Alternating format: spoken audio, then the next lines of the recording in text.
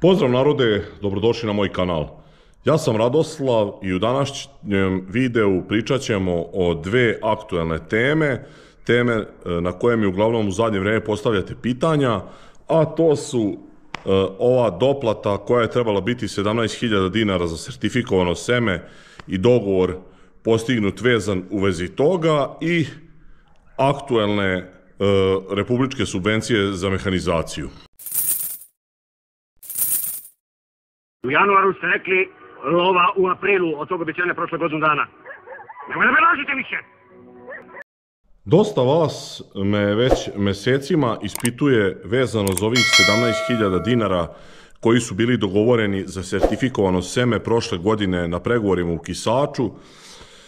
Kao što sam vam ja govorio da će to biti jako teško da se postigne kao što je obećano, prvo veliki je problem bio da se to reši kako je dogovoreno, da u junu mesecu izađe zakon ili uredba vezana za to sertifikovano seme. To je bilo skoro nemoguće prema tadašnjem budžetu i jasno mi je bilo da će ovi prevaranti koji su u vladi i koji su okupirali institucije pokušavati na sve načine to da izbegnu. Znači od pravljenja ludih, pravili su se ludi da je to prošlo ministarstvo, prošla ministarka potpisala, to vi nemaju nikakve veze sa tim. Onda su pokušali s ovim Mickey Mouse udruženjima ponovo da naprave neke dogovore, neke gluposti, zamajavali su narod, pokušavali su tako da razbiju masu. Delimično su uspeli, mislim da sada kada bi bilo nekih protesta teško da bi bilo više od par stotina traktora, znači i 1000 traktora, mislim da je misaona imenica. Narod je prilično zaluđen, uspela je ona taktika, ako znate, kaže zašto se stalno šire dezinformacije. Ne šire se dezinformacije da se poveruje u njih, nego da se više ničemu ne veruje. A kada se ničemu ne veruje se onima koji se bore za pravu stvar. Znači ljudi ispitaju kao koliko to ima. Udruženja ima na stotine sada, znači udruženja, a udruženje jedno koje deluje na teritoriji cele Srbije i bori se sve poljoprivrednike i nezavisno je od ove bande koja je okupirala institucije, Inicijativa za opstanak poljoprivrednika Srbije. Ona sa sobom ima još par udruženja lokalnih koji se takođe bore prevashodno za svoje članove i za svoj taj lokal i region, ali u generalu i oni se bore za sve poljoprivrednike u Srbiji. Šta se sada postiglo? Bili su neki pregovori i rešene su neke stvari, mnogi se žale, mnogi su nezadovoljni. Ja razumem neke ljude koji su legalisti i koji su očekivali da se ispoštuje bez obzira što bi tu verovatno svi dobili manje para ili u proseku bi se dobilo manje para da se isplatilo 17.000 za sertifikovano seme, ali i tu je postojala začkoljica gdje su oni napisali do 17.000, tako do 17.003 dinara. Mislim da je to isto bilo problematično i da treba jako dobro obratiti pažnju, iako oni naravno ne ispunjavaju uopšte dogovore, mogu da potpišu šta god hoćete, to ništa ne mora da ispune, što je najsmešnije da će ove blesave kolege koji nice šta bore, nice šta trude napadati ljude koji su pokušali da isposluju im bolje uslove, da im povećaju subvencije, onda naravno napadaju ta udruženja, ne napadaju ove bandite iz vlade koji to ne izvršavaju. Tako to sada i može i sada da se završi s ovim dogovorom koji je na kraju je pao, kako da kažem, dogovor je došao do 10.000 dinara isplate po hektaru za sva gazdinstva koja su dobila 18.000 u toku 2024. godine. Znači ovo su direktna davanja bez ikakvih pravdanja računima. Znači to je prva stavka koja vas većinom interesovala, koja inače je po meni najmanje bitna, ali nažalost ljudi su takvi. Ja sam rekao, mi smo gori od penzionera, samo što nas za malo veće pare kupuje ova banda koja je okupirala institucije. Dakle, to je bila i prva tačka u ovom sporazumu potpisanom između Inicijative i ovih ostalih udruženja i ove vlade Republike Srbije ili Ministarstva poljoprivrede, ko zna ko je tu u stvari se vodi kao glavni u tom sporazumu. O međusobnoj saradnji vrlo interesantno, oni to daju te nazive. Znači ta prva tačka je bila da se isplati najkasnije 30 dana od potpisivanja ovog sporazuma dodatnih 10.000 dinara za sve hektare koji su već bili isplaćeni, to jest za sva poljoprivredna gazdinstva koja su imala upisane, koja su dobila onih 18.000 dinara po hektaru. Druga tačka je to ponovo sertifikovano seme koje će se sada kao voditi od 2025. godine i to će se skupljati kao računi od 1. avgusta 2024. do trenutka isplate, verovatno do 1. avgusta 2025. ili 31. jula, da će javni poziv biti najkasnije, javni poziv za to sertifikovano seme biti najkasnije do kraja aprila 2025. godine, a da će biti isplaćeni ovih 18.000 dinara koje su i bile ove godine, ove subvencije, kako kažem, direktna davanja za biljnu proizvodnju, najkasnije do 1. aprila 2025. Moram još jednom da vam kažem da sve ovo uzmete sa rezervom, to što su udruženja imala najbolju moguću volju da izboksuju povećanje subvencija i regulisanje uopšte ove situacije vezane za saradnju sa ministarstvom i vladom, to ništa ne znači, pošto je kod ovih i hleb i pogača, oni sve što donesu mogu da pogaze, za njih ne postoje nikakvi niti zakoni, niti dogovori, niti ugovori. Tako da još jednom ovo sve uzmite sa rezervom. Idemo dalje. Treća tačka sporazuma je vezana uglavnom, kako sam ja razumeo, za akcizu. Tu je rečeno da neće biti smanjenja sredstava koja se mogu dobiti pravom na refakciju, znači to se misli na ovih 50 dinara po litri goriva, znači to po meni, to i kao da se obavezuju da će pogledati da li će moći da se poveća povrat te akcize, po meni teško će nešto od toga biti, ali ako ostane ovih 50 dinara dobro je, ali inače, kako da vam kažem, borimo se da dobijamo gorivo bez akcize, barem za ove poljoprivredne radove, tako da se nadam da tu može biti nekog pomaka. Četvrta tačka je tačka u kojoj se kao ova vlada ili ministarstvo, kako da kažem, ovi razbojnici maskirani u političare koji pokušavaju kao da vrše neku izvršnu vlast u ovoj nazovi državi, su se obavezali da će doći do ažuriranja radne grupe. To je ona radna grupa to je jedna od najbitnijih stvari, znači to je ona koja će se baviti monopolima, koja će se baviti tržištem, koja će se baviti javnim skladištima, dokumentima vezanim za javna skladišta, i to je ona stvar koja najviše, kako kažem, svrbi mafiju otkupljivačku i ove uvoznike đubriva i ove najveće lopove što se tiče prodaje semenske robe, tako da mislim da će tu biti, to će biti samo slovo na papiru. Po meni to nema šanse da se razreši, zato što bi se ogromne pare izbile tim kriminalcima koji su inače usko povezani sa ovom mafijom koja je okupirala institucije. Peta tačka ovog sporazuma je vezana za neki pokušaj da se ponovo uvede moratorijum. Da li će od toga nešto biti, ne znam. U toj petoj tačci piše da se poljoprivrednik može direktno obratiti banki, pa će se to rešiti, taj moratorijum. Ja ne znam da li će to tako funkcionisati. Pravo da vam kažem, ja u sve dogovore sa ovim ljudima sumnjam, tako da nadam se da će imaju sva udruženja koja se bore za bilo kakav pomak u pravima poljoprivrednika, imaju moju podršku. Međutim, mislim da je ovo isto jedna, onako, kako da kažem, pravno klizavo teren, gde je pitanje šta će tu biti urađeno. Čak i da se dođe do tih moratorijuma, to nije ništa veliko, znači odlaže se samo agonija za godinu dana. Ako se ne reši ova četvrta tačka, javna skladišta, ta neki monopoli na tržištu, znači ništa nam neće pomoći to što će se dobiti moratorijum.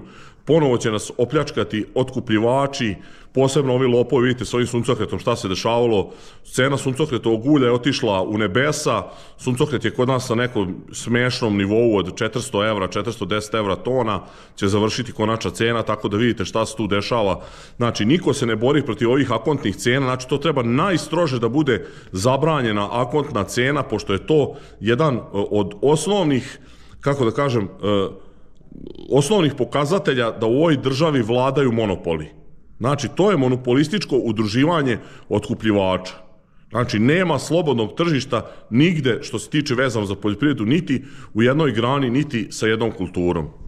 Šesta tačka ovog sporazuma je onako dosta zanimljiva i ima dosta ljudi koji imaju problema sa registracijom zemljišta, to jest sa zemljištem koje ne mogu da registruju po raznim osnovima. Uglavnom nalaze se zakupodavci koji neće da potpišu ili su sprečeni da potpišu ugovore ili u inostranstvu, ili nisu rešeni ostavinsko-imovinski odnosi, ili je zemljište u fazi komasacije koja traje 100 godina. Uglavnom, videli ste za sada na agraru onaj nemušti pokušaj da se unesu pod dve stavke zemljište. Ne bih uopšte to komentarisao, to je jedan čist bezobrazluk i zamajavanje. Mislim, zemljište koje je u fazi ostavinske rasprave, pa će to da unesu. Pa to će ovako da se završi brzo, to nije nikakav problem. Problem su ove njive koje ljudi ne mogu da unesu i gde ne mogu da nateraju zakupodavce da potpišu ugovore. To je problem. Znači, ne može nikako ljudi da dođu do ugovora i ne mogu da dobiju svoje subvencije iako pošteno rade zemlju, a kriminalci koji daju zemlju u zakup uspevaju da naplate subvencije. Znači, to je jedan od osnovnih problema i po meni trebalo insistirati da se sve pravda računima, da direktnih davanja uopšte nema bez pravdanja računima. Znači, ništa. Sve da mora se pravda, i seme, i đubrivo, i hemija. Čak ako mora da se ide i dotle da ni ne može da se dobiju pare, nego ako treba da se dobije, ja znam da je to glupo u nekoj situaciji, znači da se dobije samo povrat novca za kupljeno đubrivo, seme i hemiju.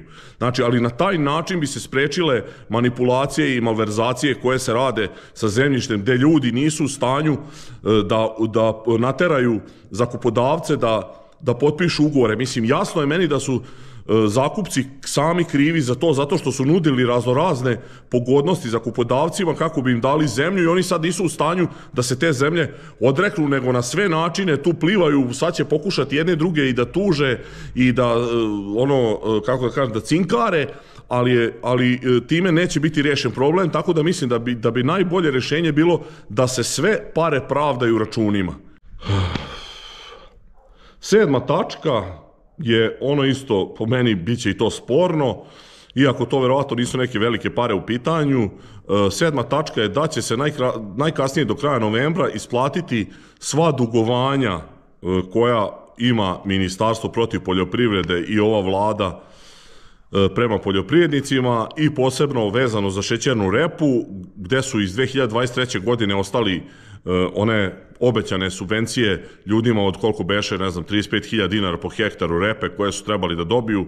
Od toga naravno nije bilo ništa i to je već prošlo, evo, skoro godinu i po, 2 dana već kad je posejana ta bila repa, znači ima godinu i po dana, međutim ništa od toga nije rešeno, tako da po meni to će isto ići teško, ali eto, to je 7. tačka u ovom drugom članu gde su napravljeni koje kakvi dogovori i kompromisi. I naravno, kao i obično, tu su data obećanja da će obe strane savesno ispunjavati svoje dužnosti. Sad, koje su dužnosti? Ovima je dužnost da se drže ugovora, a mi znamo da to oni jako teško rade.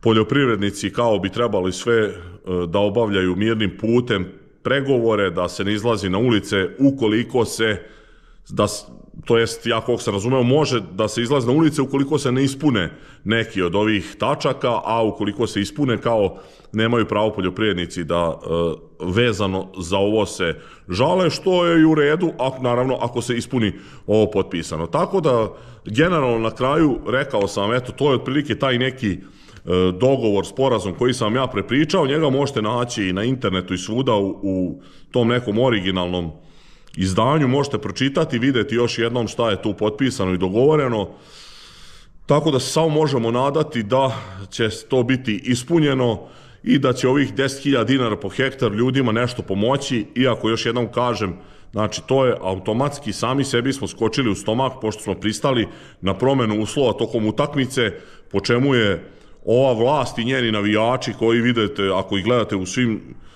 sferama života, su navikli da rade, znači menjaju se pravila tokom utakmice, to nigde u svetu nema sem kod nas.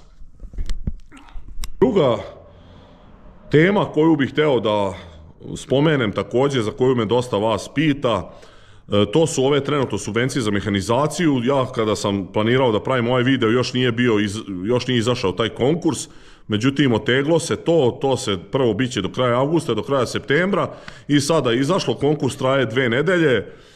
Naravno, tu ima isto dosta kojekakvih petljarina, ljudi su pokupovali mehanizaciju, nisu uzeli račune, nadajući se da će moći da učestvuju na konkursu. Sada je to povećano na 1,5 miliona dinara, naravno nekih velikih sredstava nema, vidite koliki je budžet za sve to, po meni to je sad malo čudno, oni uvek izađu s tim nekim budžetom, na kraju uglavnom svi dobiju, da li će i ove godine biti tako da svi dobiju, zaista ne znam, ja se nešto nisam preterano interesovao za ovu temu, zato što generalno ljudi su u velikim finansijskim problemima i teško da će sada neko kupovati mehanizaciju zbog toga, znači jedino ljudi koji su već kupili tokom godine mašine i koji imaju račune ili koji će dobiti račune mogu da podnesu i da se nadaju ovom povratu za mehanizaciju. Što se tiče IPARD-a, izašao je IPARD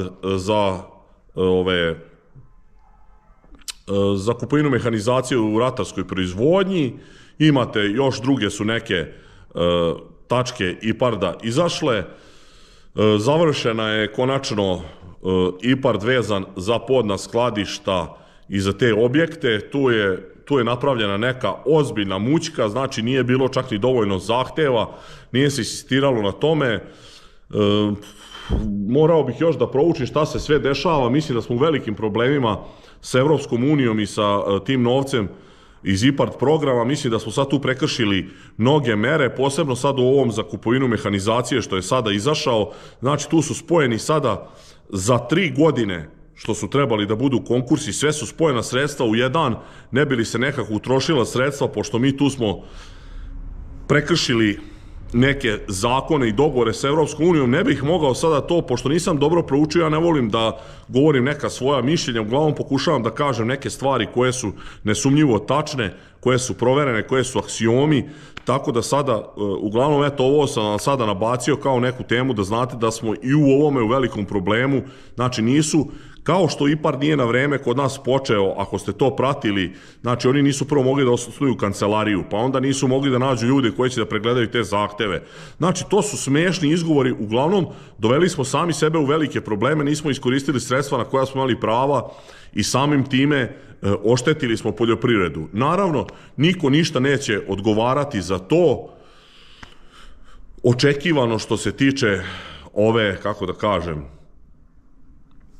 ove bagre i nadam se da će konačno doći bolji dani poljoprivredi, iako ja, kao što sam vam govorio u mojim klipovima, uopšte nisam optimista, čak sam ozbiljan pesimista da će ovo vrlo brzo biti kraj ove poljoprivrede kakvu mi danas poznajemo. Uglavnom pokušao sam da vam objasnim ova dešavanja u zadnje vreme, naravno pišite komentar, da, glavnu stvar sam zaboravio, znači uključujte se u rad udruženja, posebno ovih udruženja koja se stvarno bore za dobrobit poljoprivrednika i celokupne poljoprivrede u Srbiji. Znači, ukoliko postoje neka udruženja povrtara ili tako neki koji se uopšte nisu pojavljivali na ovim protestima, znači slobodno se pridružujte ovim udruženjima, javite se, imate i dalje grupu inicijative gde možete da se javite i tamo da biste stupili u kontakt, kako da se organizujete, kako da pokušate svoje neke zahteve da ostvarite, znači da i vi doprinesete nešto ovome. To je sad po meni najbitnija stvar, da se već jednom to sistemski reši ti problemi, a ne da se ide ovo ad hoc kao što se do sad radilo. Videli ste kako je ovo kriminal rađen sa ovim 15-godišnjim ugovorima, onda ovo insistiranje na nekom, na najvećim subvencijama za stočarstvo, to je sve rađeno zato što su ovi kriminalci pokupovali farme, ljudi ovi koji su stočari, kod nas su propali sa malo stoke, nisu hteli, koji se bavili mlečnim govedarstvom, nisu hteli mlekare uopšte ne dolaze po mleko, to se sve poraspadalo, znači ne radi se to radi poljoprivrednika, te velike subvencije koje su davane za stočarstvo, to je rađeno radi ovih kriminalaca da bi oni dobili pare i da bi se njima to isplatilo. Protiv toga se treba boriti, protiv takvih štetnih 15-godišnjih ugovora, to sve treba svesti na normalnu meru, na 5-godišnje ugovore, sem negdje gde su ovi višegodišnji zasadi, to možda može na 10 godina. I znači da svi dobiju, ako se pokušava da se pomogne stočarstvu, znači da svi stočari dobiju zemlju, a ne neki koji su bili u prvim redovima, koji su iz početka dobili, sad ovi što ljudi prijavljuju stoku ne može ništa da dobiju jer nema slobodne državne zemlje. Naravno, još veći problem postoji ovde na, kako da kažem, južno od Save i Dunava, gde ima jako malo državne zemlje i gde ljudi ne možu uopšte da dobiju tu državnu zemlju, to je ovde severno od Save i Dunava, kako da kažem, u Vojvodini, to je bolje regulisano i u mnogo boljem su položaju uopšte i stočari i ovi drugi poljoprivrednici, bilo kojom granom poljoprivrede se bave. Naravno, treba se boriti da ova ruralna područja i ovi manji poljoprivrednici dobijaju nešto veće subvencije kako bi se održala njihova gazdinstva, ali sve to možete postići jedino priključenjem udruženjima, i to kažem vam, udruženjima koja se iskreno bore za bolje poljoprivrednika, a ne ovim lažnim udruženjima i Šekspiru i tim čuvarima groba i to. Znači, tu morate biti oprezni, razmislite dobro pre nego što ulazite u takva udruženja, čemu to vodi i da li će to uopšte doprineti nešto poljoprivredniku koji je 500 km od tebe, ili se tu samo radi o interesima jedne grupe ljudi. Uglavnom, toliko za ovaj video, nisam planirao ni ovoliko da pričam, ali eto, morao sam da, malo sam ovo drugi deo skratio. Hvala vam na gledanju, ako do sad niste zapratili moj kanal, zapratite, ostavljajte lajkove, komentare, delite moje video snimke, vidimo u sledećem klipu, pozdrav!